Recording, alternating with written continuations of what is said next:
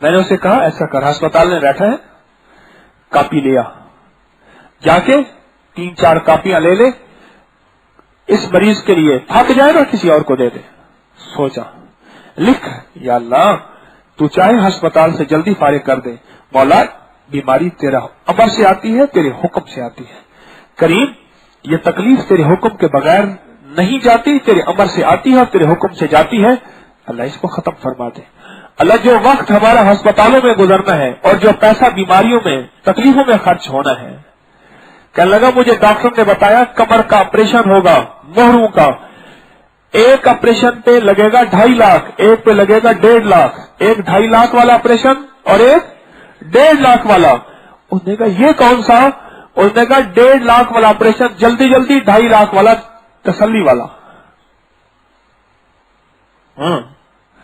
कई औरतों ने और कई दवाएं बेचने वालों ने तौबा की कि हमने बाकायदा तय किया था कि ऑपरेशन होंगे तो ये दवाएं और औजार बिकेंगे। कई डॉक्टरों ने मेरे सामने आके तौबा की और खत लिखे कि दर्द सुनने के बाद एहसास हुआ क्या कर रहे हैं हम, ऑपरेशन के लिए मखलूक को तैयार करेंगे तो ये चीजें बिकेंगी।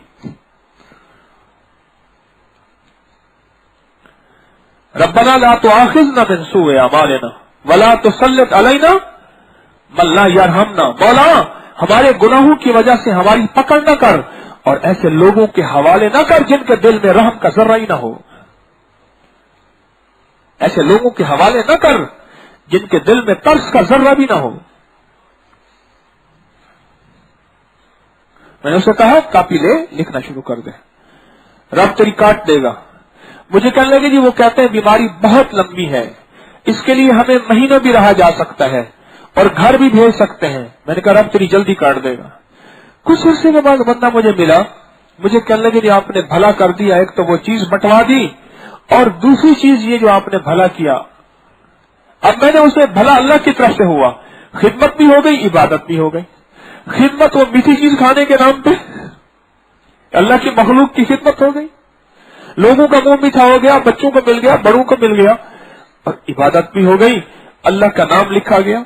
कहने लगे हमने एक कॉपी पूरी नहीं की थी, मैं चंद कॉपियां ले आया, मैंने सबको कलम दे दिए, एक कॉपी पूरी ही नहीं की थी कि हमारा मरीज सेहतयाब हो गया।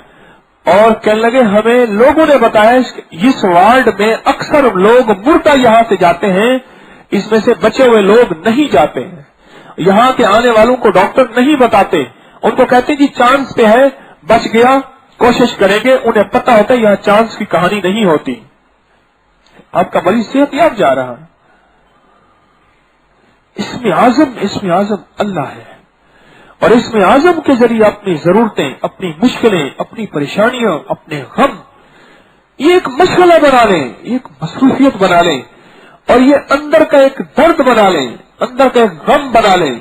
इसमें आजम के जरिए अल्लाह का नाम लिखें, लिखें, लिखें, लिखें, गम से लिखें, लिखें दर्द से लिखें, लिखें अंदर की कैफियत से लिखें और लिखें अंदर की जरूरतों को अल्लाह के सामने पेश करते हुए।